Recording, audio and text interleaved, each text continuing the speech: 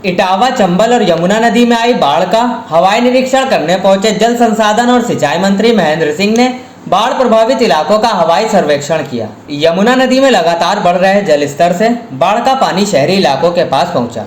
कालीवा मंदिर के आसपास और धूमनपुरा इलाका पूरी तरह जलमग्न हो चुका है। स्थानीय निवासी अपना सामान लेकर सड़कों पर बैठे हैं। स्थानीय निवासियों ने बताया, ना तो प्रशासन का कोई कर्मचारी या अधिकारी उनका हालचाल लेने आया और ना ही किसी तरह की कोई सहायता मिल रही है। गांव में रहने वाले लोग, महिलाएं और बच्चे अपने घरों का सामान सिर पर उठाकर किसी तरह बाहर लेकर आ रहे हैं और फिलहाल सड़क के किनारे अपना ठिकाना बनाया हुआ है।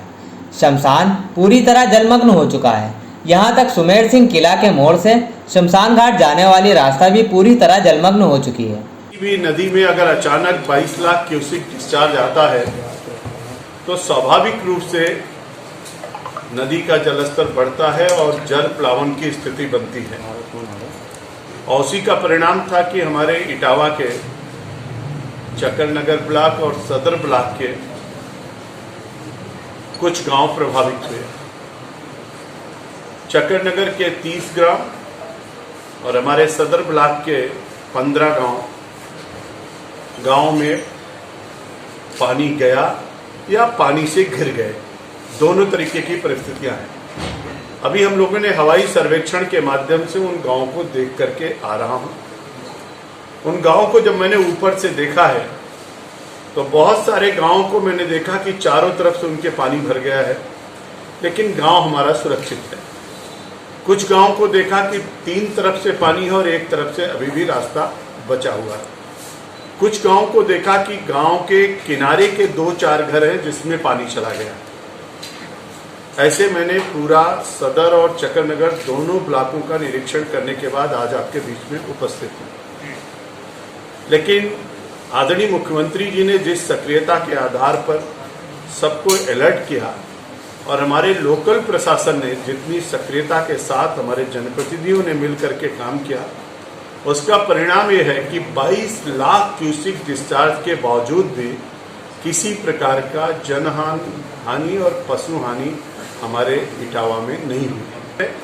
स्वाभाविक रूप से खेतों में पानी भर गया है, बाकी सब चीजें हुई, उसका आकलन एक अलग विषय है, लेकिन पूरी तरीके से हमारे गांव और हमारे लोग सुरक्षित हैं।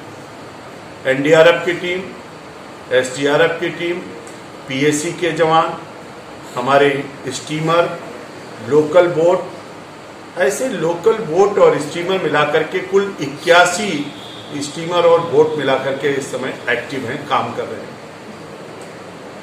हमारे एनडीआरएफ और एसडीआरएफ के मिलाकर के कुल 55 जवान लगे हुए हैं। पीएसी के 21 जवान अलग से लगे हैं जिनको हम जल पुलिस के रूप में जानते हैं, वो सब लोग लगे हुए हैं। जगह जगह से जहां कहीं कोई विशेष समस्या थी वहां से लोगों को निकाल करके सुरक्षित स्थान पर भी पहुंचाया गया। उनके पूरी तरीके से भोजन की व्यवस्था, उनके रहने की व्यवस्था भी की गई है। मेडिकल टीम पूरी तरीके से लगी है, दवाइयों के किट के साथ हमारे डॉक्टर मुस्तैद हैं और इसी तरीके से लोकल पुलिस हर जगहों पर अपने जवानों को भी मुस्तैद किया है। और हमारे जो ग्राम विकास और ग्राम पंचायत के लोग हैं और सेक्रेटरी निगरानी समिति, उनको सबको भी एक्टिव किया गया है। तो हर तरीके से लोकल प्रशासन ने बहुत अच्छे ढंग से इसको मैनेज किया है, अच्छा काम किया है।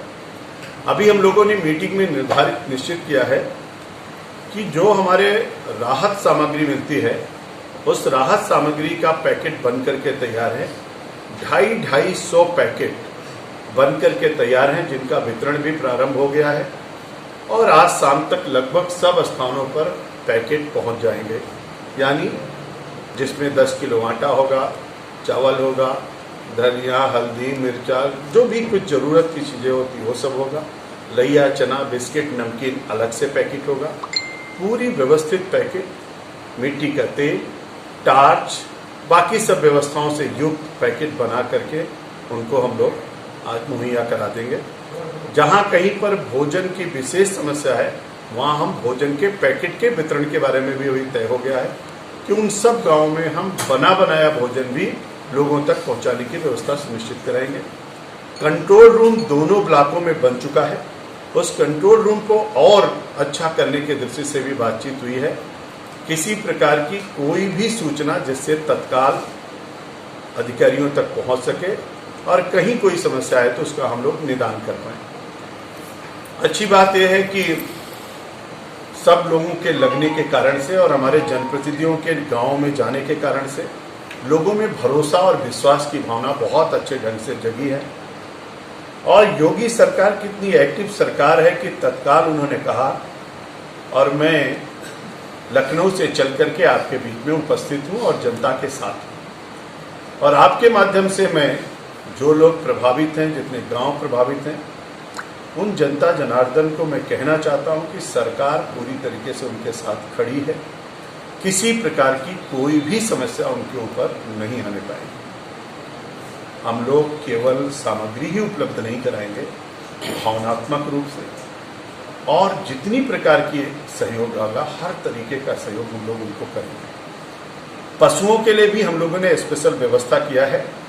उनकी दवाई के साथ साथ भूसे की व्यवस्था, चारे की व्यवस्था, उसके लिए भी आज यहाँ पर नोडल अधिकारी तय हो गए हैं। हर डिपार्टमेंट के, हर गांव के, हर काम के लिए नोडल अधिकारी आज यहाँ पर बनाए गए हैं जो सभी कामों को ठीक ढंग से देखेंगे। और ये समस्या जो आई है, लगता है कि अब पानी घटना शुरू हो गया है। 2-3 दिन में जलस्तर घटेगा। जिन गाँवों में जल भराव हो गया है वो गांव हमारे फिर से अपने सेट में आ जाएंगे। लेकिन उसके बीच में जो समस्या आई है उसके समाधान के लिए आज हम लोगों ने इस तरीके की योजना रचना यहाँ पर बनाई है। अभी भी पीछे से जो पानी आ रहा है लगभग 10 लाख क्यूसिक डिस्चार्ज हो रहा है और 10 लाख क्यूसिक भी बहुत पानी होता है। लेकिन अब तेजी के साथ ये पानी आगे बढ़ता हुआ जा रहा है। जो चंबल का पानी जमुना में मिलने के बाद जमुना का पानी पीछे की तरफ बढ़ रहा था, अब चंबल का पानी धीरे धीरे करके आगे की तरफ बढ़ रहा है। तो जमुना भी घटना शुरू हुई है, चंबल भी घटना शुरू हुई है और गांव में पानी का जलस्तर भी धीरे धीरे घटना प्रारंभ हो गया है। तो आज हम लोगों ने, हमारे सांसद जी भी गए थे, हमारे दोनों विधायकगण भी गए थे और हमारे सब अधिकारियों ने भी घूम करके देखा है। आप लोगों ने भी बहुत सारी यहाँ पर बातें बताई थी। उन सभी बिंदुओं पर विचार करते हुए हम लोगों ने एक कार्य योजना इस बारे में बहुत अच्छे ढंग से बनाया है। यहाँ के सब अधिकारियों ने, जिलाधिकारी ने बहुत अच्छे ढंग से पूरी रिपोर्ट दिया है। हमारे पुलिस अधीक्षक ने बताया, कमिश्नर साहब ने बताया। तो सब लोगों ने मिल करके एक अच्छा काम करने की दृष्टि से हम लोगों ने आज तैयारी की है। निश्चित रूप से जो पता चला है कि और जो भारत सरकार के आंकड़े हैं उसके आधार पर चंबल के अंदर 9 मीटर पानी का नियाम खतरे के निशान से, बहुत बड़ी बात होती है कि 9 मीटर पानी। उसके बाद भी सरकार की सक्रियता, लोकल प्रशासन की सक्रियता, सबकी मुस्तैदी, आप सबका सहयोग, जिसकी बदौलत मेरा इटावा पूरी तरीके से सुरक्षित है और हर गांव हमारा सुरक्षित है। कहीं कोई ऐसी समस्या अभी तक नहीं आई है और ईश्वर से प्रार्थना है कि किसी को कोई ऐसी समस्या आए भी ना, और जो समस्या आई है उस bureau report, news hub Bharat.